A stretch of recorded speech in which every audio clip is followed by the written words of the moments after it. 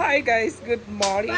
Good morning. So ayan po guys, andito ako ngayon sa Hinaguan. Kasi ang dami nagtatanong sa akin kung bakit dito ako pumunta dito. At ngayon ay pumunta na po talaga ako dito kasi ang dami ko ng mga basher.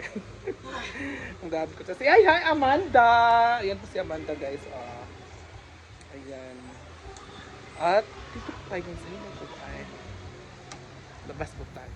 Alam nyo guys, after 2 months na hindi ako nakapunta dito ay laki talagang improvement or mga hindi natin namalayan na nabago na pala dito sa area dito sa gilid. At diba, yung mga palay naman ay nakikita naman natin yung mga palay. Ayan, parang naano na po siya, kaka-harvest lang po siya at maybe kailan yan masimulan yung pagtatanim ng kanilang mga palay. So dito naman tayo sa loob. So dito naman tayo sa loob. Alam nyo guys, dito sa loob ay marami tayong hindi natin inaasahan kasi may nawawalang mga pananim or halaman. May nabubuhay naman at lumalaking mga halaman like bamboo tree. Ayan po yung bamboo tree. At dito naman ay mga halaman dito ay nabubuhay na talaga. Nung araw na yon, nung kasagsagan nandito pa ako ay hindi siya talaga nabubuhay, hindi ganito kabuhay yung mga halaman ni Madam. Ayan guys, oh. So ayan po yung kanilang palayan sa gilid. Diba guys, nabubuhay na talaga siya guys, oh. So dito naman tayo. Alam niyo dito kasi daanan to, pero may mga bulaklak dito na pinapalibutan ni Madam dito ng mga bulaklak niya. Oh, iyan. 'Di ba? Yan kanyang bulaklak. At pero dito naman ay parang madamo na siya dito sa gilid kasi yung nag-aalaga dito sa mga halaman ni Madam ay iwan ko lang kung ano nangyari. At dito naman tayo guys, dito naman sa kanyang mga kubo-kubo or dito ay may mga puting palamuti. Palamuti yung at kurtina pala, yung cottage niya. Di ba guys? Ang dami talagang nagbago dito sa Hinaguan Nature Farm. So dito naman tayo guys.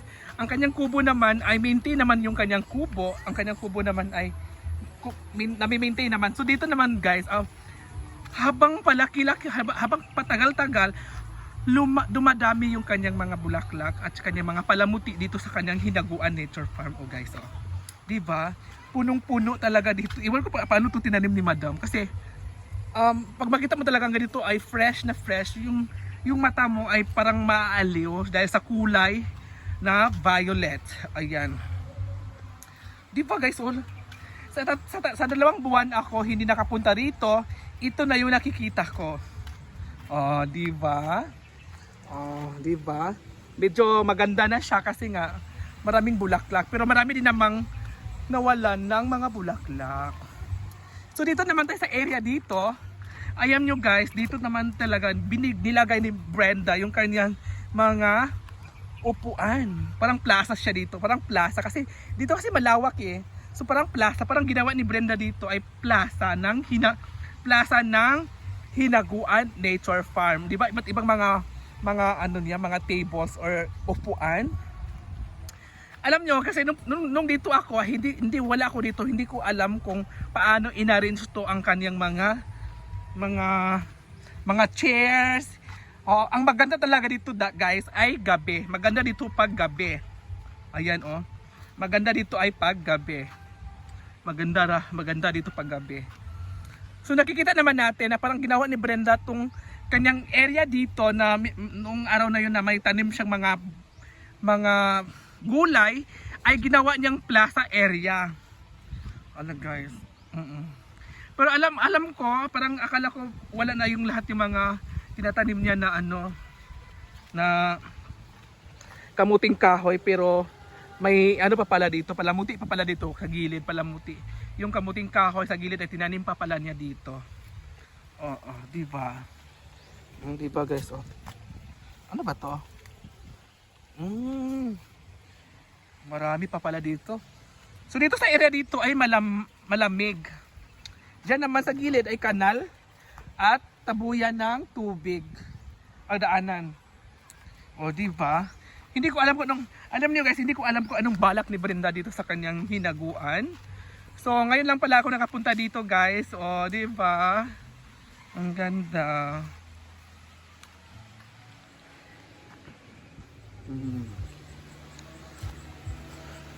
Dito naman, alam nyo guys, dito ay parang ano na kasi siya parang sa area naman ni Brenda ay parang madamo na siya. Madamo na siya sobra. Dito naman ay pinuno niya ng mga halaman dito. O yung mga bulaklak niya ay andito naman. O, di ba? Parang tumutubo pa yung mga bulaklak niya. At dito naman sa area dito ay sinimiento na pala niya diyan. Sinimiento na pala ni Madam dyan. At andyan yung susilungan. Kompleto na po siya guys, oh. Dyan sa gilid ay parang matubig siya. Talon tayo guys.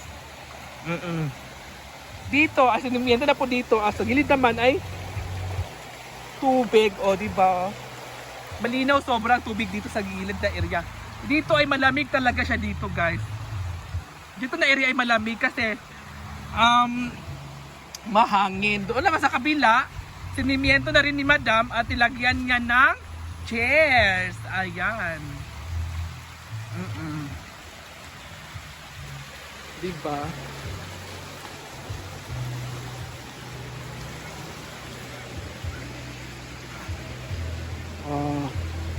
Yun lang po siya guys. And see ya!